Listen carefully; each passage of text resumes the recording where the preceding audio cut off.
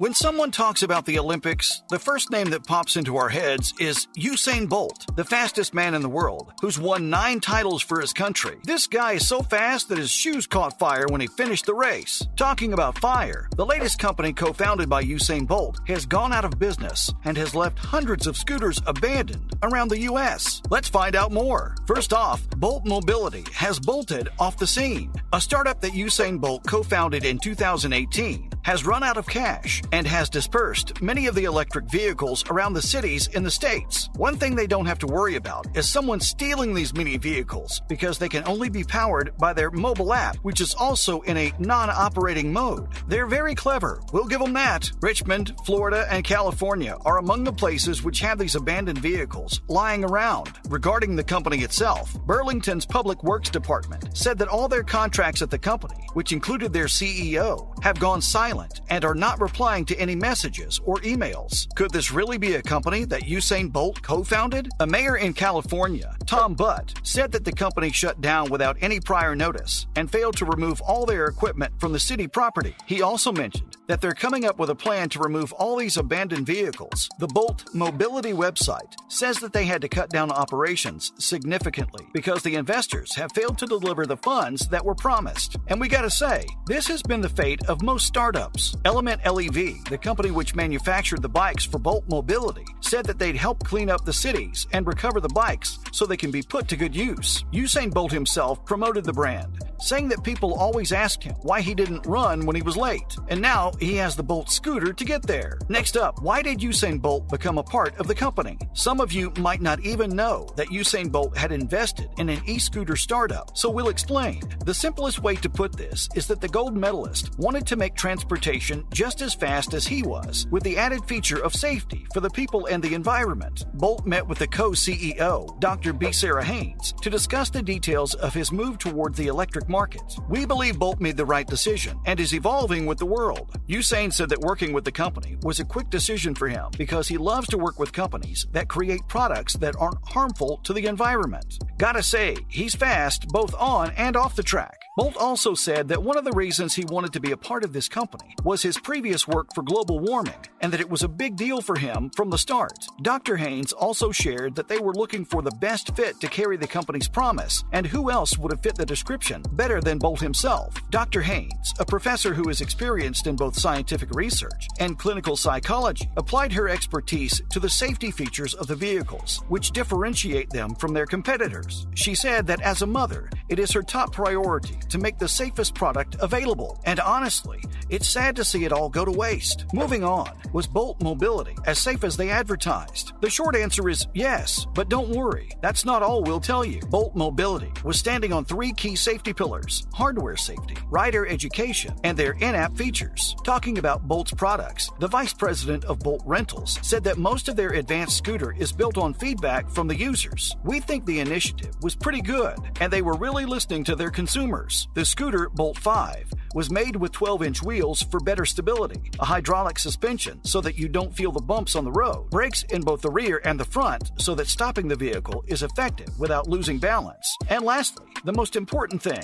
front and rear indicator lights so you can be seen on the road even at night. This scooter sounds more like a bike, and we love it. Other than product safety, the company constantly engaged with consumers and educated them on how to ride safely. This was done through notification pop-ups, posts, and even physical events. The company also introduced a safety toolkit in their app, which allowed users to have access to a beginner mode, which could set the limit of the speed that could be achieved. In addition to these features, the Bolt app could also warn users if too much weight is put on the scooter, or if more than one person is riding the scooter at the same time. It also takes a reaction test to make sure you're not riding when intoxicated. All of these were pretty impressive features, don't you think? And lastly, Usain Bolt invests in keeping innovating. While the electric scooter business didn't prove to be as successful as some might have thought, the intentions behind it were pure, especially that of Usain Bolt. The sprinter is known to help the environment as he launched the Long Run initiative, which aims to conserve natural and cultural heritage. From rags to riches, Bolt hasn't forgotten his struggles and aims to help others. The gold medalist said that he is known for his short distances, but wants everyone to join him on this journey because, in the end, the main cause is to save the planet. The project features 50 acres of solar and wind power with a negligible carbon footprint to create the maximum energy at the lowest environmental cost. At least someone is doing it right. Other than the environment, Bolt also backed a digital fitness app called Let's Do This, along with Serena Williams, which garnered $60 million for its expansion. What is it all about, you might ask? Well, it's mainly focused on helping amateur athletes find running, cycling, and triathlon events that can further increase their endurance. From all this, we can clearly see that Bolt is interested in making the world a better place to live in and wants to improve the damage that has been done to the environment. Not only that, he also wants to help others rise to the top as well. You know what they say, the ladder to success is very long, but once we reach the top, we should help others up as well. Let's move on to the latest news and updates. First up, a high-flying travel startup collapses. Startups are always a high-risk reward business, and Pollen, a travel organizing startup, was no different. It came into the news with a bang,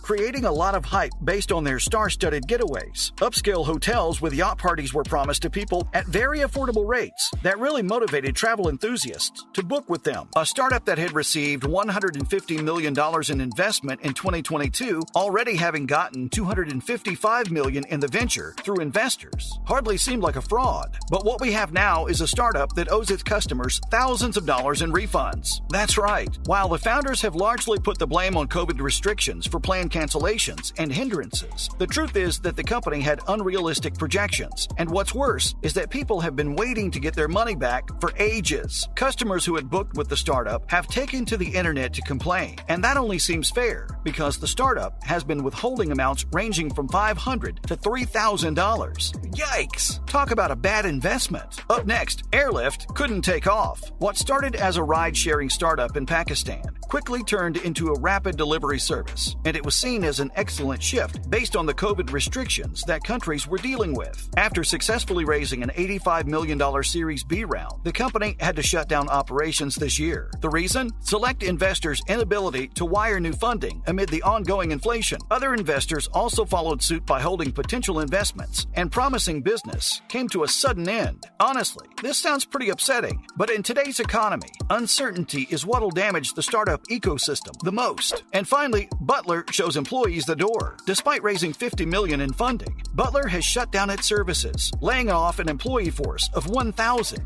A room service and amenities management company, it partnered with hotels, allowing them to outsource these operations, which meant affordability for the customers as well as less for the hotels. The trouble began when the pandemic hit, and VCs, who had been quite enthusiastic, initially held back. Another thing that affected its stability was the investors' increasing demand for growth, asking the startup to expand without establishing itself fully first. Operations ceased suddenly, leaving a lot of hotels clueless and fending for their guests. There's a lesson here, an important one, and that's to stop rushing new business. Allow them the time to grow and learn from mistakes so that they can perfect themselves, and also stop expecting instant results. And that's a wrap for this video. What do you think about Usain Bolt's latest project going out of business like this? Let us know in the comments below. Make sure to give this video a thumbs up, subscribe to our channel, and press that bell icon for the latest information and news like this. See you in the next one. See you in the